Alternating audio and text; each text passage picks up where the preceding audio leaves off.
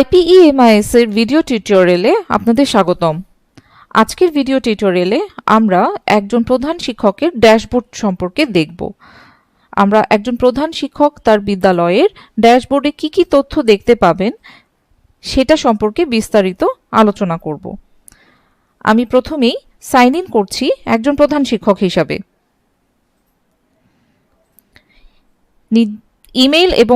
Email বা phone number এবং password দিয়ে আমি সাইন ইন করছি একজন প্রধান শিক্ষক হিসাবে। সাইন ইন করার পরে আমরা প্রথমেই যে স্ক্রিনটি দেখব সেটি হচ্ছে ড্যাশবোর্ড। এই ড্যাশবোর্ডের পাশে বাম পাশে একটি মেনু আছে। সেই মেনুর প্রথম যে লিঙ্কটি সেটি হচ্ছে ড্যাশবোর্ডের লিঙ্ক। ডান পাশে আমরা দেখতে পাচ্ছি কর্নারে আমাদের যে প্রধান শিক্ষক তার নাম এবং তার পদবি আছে। ড্যাশবোর্ডের ওপরের অংশে আমরা একটি গোলাপি রঙের বক্স দেখতে পাচ্ছি। এই বক্সটি কোনো ইউজারকে যে কোনো মেসেজ বা জরুরি কোনো নোটিফিকেশন দেখানোর জন্য সবসময় ব্যবহার করা হয়।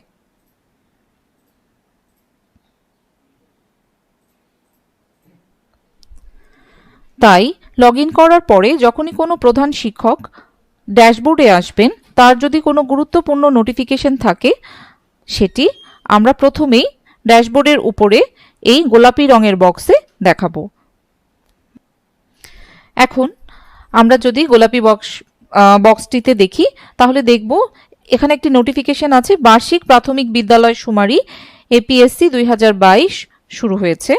শুমারি জমা দেওয়া শুরু হয়েছে 1 জানুয়ারি 2022, জমা দেওয়ার শেষ তারিখ 3 মার্চ 2022 এবং এটি সাবমিট করার অবশিষ্ট সময়সীমা দেখাচ্ছে 0 মাস 2 দিন 9 ঘন্টা। তো সাবমিট করার অবশিষ্ট সময়সীমাটি হচ্ছে 0 মাস 2 দিন 9 ঘন্টা। এই নোটিফিকেশনটির নিচে আমরা একটি কার্ড দেখতে পাচ্ছি। সেখানে এই প্রধান শিক্ষক মোহাম্মদ তাসকিনুল হকের যে স্কুলটি তার নামটি ইংলিশ এবং বাংলায় দেখা যাচ্ছে। তার পাশে একটি চাকতি রয়েছে। এই চাকতিতে আমরা কিছু পার্সেন্টেজ এবং চাকতির একটু কালার দেখতে পাচ্ছি। এই চাকতিটি আসলে একটি স্কুলের কি পরিমাণ ইনফরমেশন পূরণ করা হয়েছে তার উপরে একটি পার্সেন্টেজ দেখাবে। এটা একটা কালার স্কিম ব্যবহার করা হয়েছে, যেখানে এই গ্রিন কালার দিয়ে আসলে বোঝানো হচ্ছে যে এই স্কুলের ম্যাক্সিমাম ডেটা পূরণ করা হয়ে গেছে। যদি কালারটি ইয়েলো বা রেড থাকতো তাহলে বোঝা যেত, মানে হলুদ বা লাল যদি হতো তাহলে আমরা বুঝতে পারতাম যে এখানে এই স্কুলের তথ্য আমাদের প্রয়োজন অনুসারে এখনো পূরণ করা হয়নি। তো তখন চাকতির প্রগ্রেস বারটিও কম দেখাতো, এবং তার মানে হচ্ছে যখন পূরণ করা তথ্য কম থাকবে তখন চাকতির কালারটি হলুদ বা লাল দেখাবে এবং সেই অনুযায়ী পার্সেন্টেজটা এখানে দেখাবে। তার ডান পাশে আমরা দেখতে পাচ্ছি স্কুলের নাম ইংরেজিতে এবং বাংলায়। এরপরে এই স্কুলটি সর্বশেষ কবে আপডেট করা হয়েছে সেই তথ্যটি আমরা সর্বডানে দেখতে পাচ্ছি এবং তার উপরে স্কুলের স্ট্যাটাসটি দেখা যাবে।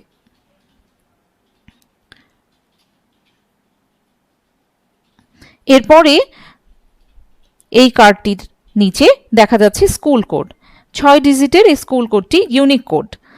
তারপরে দেখা যাচ্ছে প্রতিষ্ঠার বছর 1962, তারপরে থাকছে বিভাগ রংপুর, তারপরে থাকবে জেলা পঞ্চগড়, তারপরে উপজেলা বা থানা দেবীগঞ্জ, তারপরে ক্লাস্টার টেপরিগঞ্জ, তারপরে ইউনিয়ন বা ওয়ার্ড 1 নং চিলাহাটি।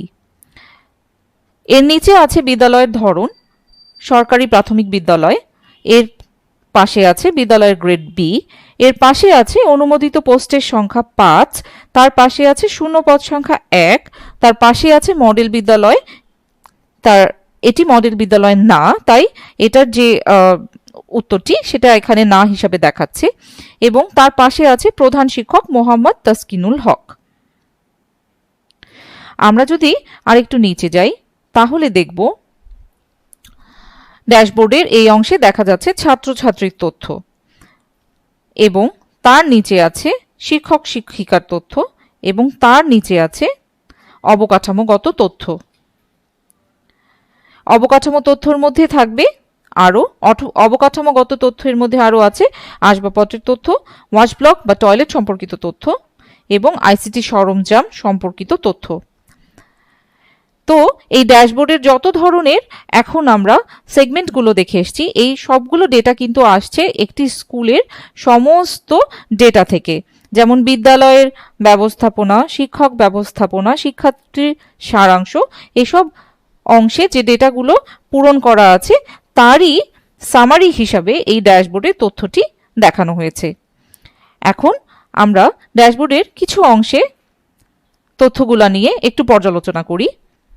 ছাত্রছাত্রীর তথ্যে আমরা দেখতে পাবো মোট ছাত্রছাত্রীর সংখ্যা। একটি স্কুলের মোট ছাত্রছাত্রীর সংখ্যা এই অংশ থেকে দেখা যাবে ড্যাশবোর্ডের। এখানে যেমন দেখাচ্ছি মোট ছাত্রছাত্রী আছে 227। এর নিচে দেখা যাবে পুনরাবৃত্তি ছাত্রছাত্রীর সংখ্যা, তার পাশে দেখা যাবে জেন্ডার পরিসংখ্যান। যেমন এই স্কুলে জেন্ডার পরিসংখ্যানে আমরা যদি যে পাই চার্টটি আছে তার উপরে হোভার করি, সেখানে দেখা যাবে হাইলাইট অংশে দেখাচ্ছে ছেলে স্টুডেন্টের সংখ্যা হচ্ছে 123 জন, যেটি মোট শিক্ষার্থীর 54.2% সমান। এবং যদি বাম পাশে পাই চার্টে হাইলাইট অংশে ধরি তাহলে দেখাবে জেন্ডার মেয়ে স্টুডেন্টস 104%, যেটি 45.8% মোট শতাংশের। এভাবে আমরা এখান থেকে ছেলে বা মেয়ের সর্বমোট এবং তার বিভাজন এবং পার্সেন্টেজটা জানতে পারবো। তার ডানে আছে জাতিগত গোষ্ঠীর পরিসংখ্যান এবং তার ডানে আছে বিশেষ চাহিদা সম্পন্ন ছাত্রছাত্রীর পরিসংখ্যান। জাতিগত গোষ্ঠীর পরিসংখ্যান থেকে আমরা কি পরিমাণে সাঁওতাল, ত্রিপুরা, মণিপুরি, গারো, চাকমা, অন্যান্য বা অন্য কোনো যদি এথনিসিটি থেকে থাকে সেগুলোর পরিসংখ্যান দেখতে পাবো। আমাদের যে স্কুলটি আমরা দেখাচ্ছি সেখানে ডেটা যেহেতু এই ধরনের নেই তাই স্টুডেন্টসের সংখ্যা 0 দেখাচ্ছে, কিন্তু জাতিগত গোষ্ঠীতে যদি কোনো স্টুডেন্টস থেকে থাকে তাহলে তার সংখ্যাটি আমরা এই অংশে দেখতে পাবো। এরপরে ডান পাশে আছে বিশেষ চাহিদা সম্পন্ন ছাত্রছাত্রী। যদি স্কুলে বিশেষ চাহিদা সম্পন্ন ছাত্রছাত্রী থেকে থাকে তাহলে সেই ক্যাটাগরি অনুযায়ী এখানে স্টুডেন্টসের সংখ্যাটি ড্যাশবোর্ড থেকে দেখা যাবে। এখন আমরা দেখব প্রাক প্রাথমিক থেকে প্রথম শ্রেণীতে ভর্তির পরিসংখ্যান। ড্যাশবোর্ডের এই অংশে আমরা বিভিন্নভাবে এই প্রাক প্রাথমিক থেকে প্রথম শ্রেণীতে ভর্তির পরিসংখ্যানগুলোর বিভাজন দেখব। এই বিদ্যালয় থেকে প্রথম সেকশনে গোলাপি কালার যেটি আছে সেটি দেখাচ্ছে এই বিদ্যালয় থেকে প্রাক প্রাথমিক সমাপ্ত করে প্রথম শ্রেণীতে উন্নীত স্টুডেন্টের সংখ্যা। এই সংখ্যাটি দেখেন এখানে দেখাচ্ছে 28 এবং শতাংশর পরিমাণ দেখাচ্ছে 71.79% এবং সাথে সাথে হাইলাইটেড এরিয়াটি পাই চার্টের অলরেডি দেখা যাচ্ছে। তারপরের অংশটি আছে প্রাক প্রাথমিক না পড়ে সরাসরি এই বিদ্যালয়ে প্রথম শ্রেণীতে ভর্তিকৃত স্টুডেন্টের সংখ্যা। সেই সংখ্যাটি হচ্ছে 10 এবং এটি শতাংশ হারে 25.64%। এর পরের অংশে দেখাচ্ছে অন্য বিদ্যালয়ে প্রাক প্রাথমিক সমাপ্ত করে এই বিদ্যালয়ে প্রথম শ্রেণীতে ভর্তিকৃত স্টুডেন্টের সংখ্যাটি হচ্ছে 1 এবং এটি শতাংশ হিসাব করলে প্রায় 2.56%। এই পাই চার্টের থেকেও আমরা এই শতাংশের পরিমাণ এবং স্টুডেন্টের নাম্বারটি যে কোনো সময় জানতে পারবো। যখনই পাই চার্টে কোনো অংশে ধরা হবে সেই অংশটি হাইলাইট হবে এবং তার ইনফরমেশনটি উপরে এভাবে দেখাবে।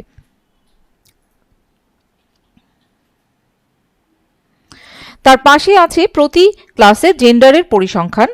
প্রত্যেক ক্লাস অনুযায়ী জেন্ডারের বিভাজনটি এখানে আমরা দেখতে পাবো। যেমন এখানে আমরা দেখতে পাচ্ছি স্ক্রিনে প্রথম শ্রেণীতে ছেলের সংখ্যা আছে 26 জন এবং মেয়ের সংখ্যা আছে 15 জন। যখনই আমরা গ্রাফে নোটগুলোতে ধরব তখনই ইনফরমেশনটি আমাদেরকে দেখিয়ে দিবে। ঠিক তেমন দ্বিতীয় শ্রেণীতে এখান থেকে আমরা মেয়ের সংখ্যা এবং ছেলের সংখ্যা দেখতে পাচ্ছি।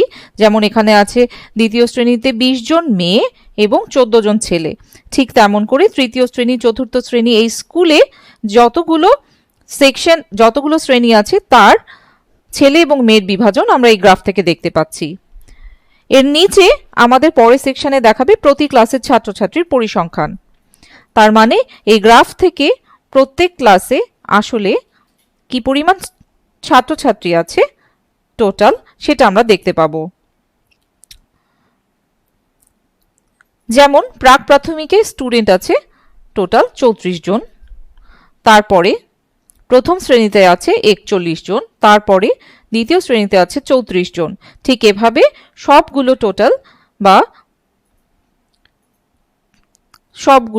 টোটাল ছাত্রছাত্রীর সংখ্যা এই গ্রাফ থেকে আমরা দেখতে পাবো। তার পাশে আছে প্রতি ক্লাসের পুনরাবৃত্তি ছাত্রছাত্রীর পরিসংখ্যান। এখানেও গ্রাফে যখনই আমরা ধরব প্রাক প্রাথমিকে পুনরাবৃত্তি ছাত্রছাত্রীর পরিসংখ্যান, যেমন চার্টে ধরলে আমরা দেখতে পাচ্ছি 1 জন, প্রথম শ্রেণীতে ঠিক তেমন আছে 2 জন, আবার দ্বিতীয় বা তৃতীয় শ্রেণীর গ্রাফে যখন আমরা ধরছি ঠিক সেই পরিমাণ স্টুডেন্টের সংখ্যাটি আমরা জানতে পারছি। এই গ্রাফটির নিচে আমরা পরবর্তীতে দেখতে পারবো শিক্ষক শিক্ষিকার তথ্য। এখানে এই বিদ্যালয়ের টোটাল অনুমোদিত পদ কত এবং সক্রিয় পদ কত এবং শূন্য পদ কত সেটি আমরা এই ড্যাশবোর্ডে আসলে দেখতে পাবো। এই বিদ্যালয়ের শিক্ষক শিক্ষিকার জেন্ডারের পরিসংখ্যান কত তার পাশে এই পাই চার্ট থেকে জানা যাবে। এখানে যেমন নারীর সংখ্যা আছে 1 জন এবং পুরুষের সংখ্যা আছে 3 জন, এবং এটি পার্সেন্টেজ আকারে নারী এবং পুরুষের সংখ্যা কতটুকু সেটি আমরা এই পাই চার্ট থেকে দেখতে পারবো। তার ডান পাশে আছে C-in-8 এবং DP-8 ট্রেনিং এর পরিসংখ্যান। ট্রেনিং প্রোগ্রামে টিচার্সদের কি পরিমাণ সংখ্যা আছে আমরা এই চার্ট থেকে দেখে নিতে পারবো। এই টেবিলে আসলে যেমন আমরা এখানে ডেটা দেখতে পাচ্ছি এই দুইটি ট্রেনিং নেই, শূন্য সংখ্যক টিচারের। DP-8 ট্রেনিং আছে 1 জনের, আবার C-in-8 ট্রেনিং আছে 3 জনের। এরপরে আমাদের পরের যে পাই চার্টটি সেটি থেকে আমরা দেখতে পাচ্ছি জব পোস্টের পরিসংখ্যান। জব পোস্টের পরিসংখ্যানে আমরা দেখতে পাচ্ছি যখনই আমরা পাই চার্টে ধরছি ওই অংশটি হাইলাইট হচ্ছে এবং সহকারী শিক্ষক কত জন এবং সেটি টোটাল পার্সেন্টেজের কতটুকু সেটি আমাদেরকে দেখাচ্ছে। আবার ঠিক তেমন আরেকটি যে কালার ছিল সে কালারে যখন আমরা ধরেছি সেটিতে প্রধান শিক্ষক কতজন এবং সেটি রেশিওতে কত পার্সেন্টেজ সেটি আমরা দেখতে পাচ্ছি। এরপরে ডান পাশে আমাদের আরও একটি পরিসংখ্যানের টেবিল দেখতে পাচ্ছি, সেটি হচ্ছে ট্রেনিং এর পরিসংখ্যান। আমাদের স্কুলে বিভিন্ন ট্রেনিং টাইপ যেমন চারু ও কারুকলা, B.Ed, basic in service, C-in-8 computer course, diploma in computer, DP-8 বৈদেশিক দীর্ঘমেয়াদী প্রশিক্ষণ, ICT ইন এডুকেশন, একীভূত শিক্ষা, এরকম বিভিন্ন রকম সঙ্গীত, সাব ক্লাস্টার ইত্যাদি ইত্যাদি ট্রেনিং এ কি পরিমাণ টিচার্স আছে এই টেবিল থেকে আমরা জানতে পারবো। এখানে যেমন চার্টে আমরা দেখতে পাচ্ছি C-in-8 গ্রুপে ট্রেনিং এ আসলে 3 জন টিচার আছেন, আবার DP-8 এ 1 জন টিচার আছেন। এরপরে আমরা যে টেবিলটি দেখব সেটি হচ্ছে শিক্ষাগত ডিগ্রির পরিসংখ্যান। এডুকেশন ডিগ্রি অনুযায়ী টিচার্সদের পরিসংখ্যান আমরা এই টেবিলে দেখতে পারবো। HSC-তে কতজন বা মাস্টার্সে কতজন, দাখিলে কতজন, আলিম, ডিপ্লোমা কোর্স, MBA, BSS, পঞ্চম শ্রেণী, LLM অথবা অষ্টম শ্রেণী বা স্নাতক পাস, এরকম বিভিন্ন ক্যাটাগরি এডুকেশন ডিগ্রিতে কোন ক্যাটাগরিতে কত পরিমাণ টিচার আছে সেটা এই টেবিল থেকে জানা যাবে। এছাড়া বয়সের গ্রুপের পরিসংখ্যান এই পাশের চার্টটি থেকে আমরা বুঝতে পারবো। এখানে যেমন বয়স 26 থেকে 35-এ আমরা দেখতে পাচ্ছি 3 জন শিক্ষক আছেন এবং বয়স 56+ 1 জন শিক্ষক আছেন।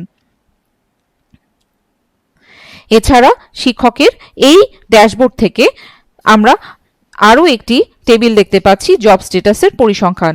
মৃত্যুবরণ বা ডেপুটেশন, বরখাস্ত আছেন, কর্মরত আছেন, ছুটিতে আছেন, প্রশিক্ষণে আছেন, অথচ অন্যান্য, এরকম বিভিন্ন রকম জব স্ট্যাটাসের পরিসংখ্যান, টিচার্সদের নাম্বার কত আছে এই টেবিল থেকে আমরা জানতে পারবো।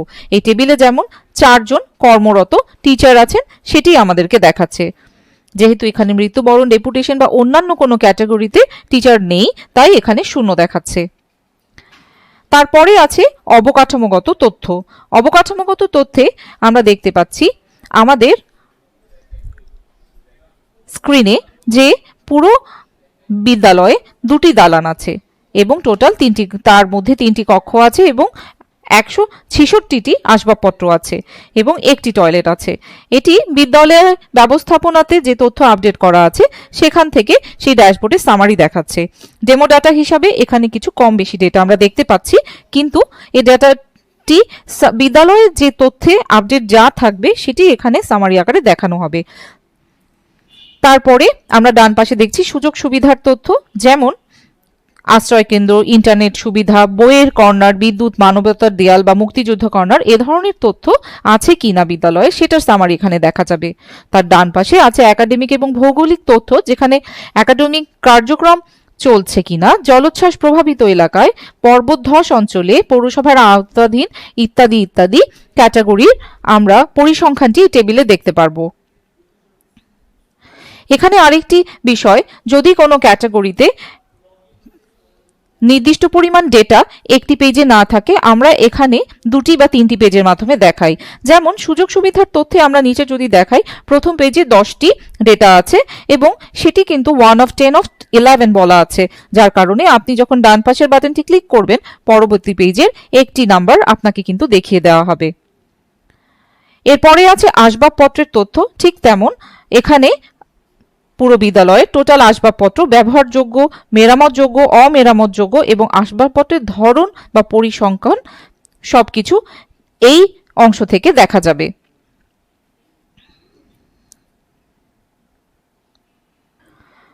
আসবাবপত্রের মধ্যে যেমন এখানে বেশি কিছু সংখ্যক ডেটা আছে বলে 5টি ডেটা একটি পেজে থাকার কারণে আমরা কয়েকটি পেজে এটার বিন্যস্ততা দেখতে পারবো যখনই আমরা ডান পাশের এই ছোট বাটনটি ক্লিক করব।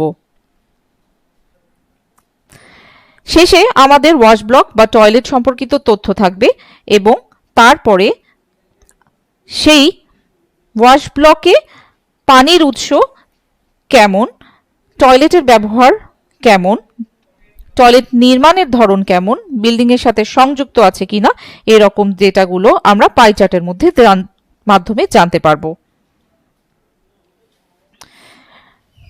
এই অংশের পরে শেষের যে অংশটি আছে সেটি হচ্ছে আইসিটি সরঞ্জাম সম্পর্কিত তথ্য।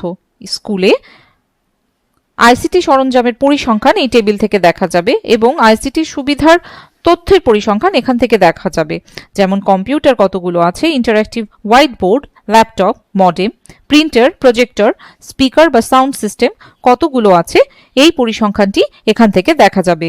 আইসিটি সুবিধার তথ্য, যেমন ক্লাসরুমে মাল্টিমিডিয়া আছে কিনা, প্রযুক্তি দক্ষ শিক্ষক আছে কিনা, মাল্টিমিডিয়া ইন্টারঅ্যাক্টিভ শ্রেণীকক্ষ আছে কিনা, এ ধরনের তথ্য এই টেবিলটি থেকে দেখা যাবে।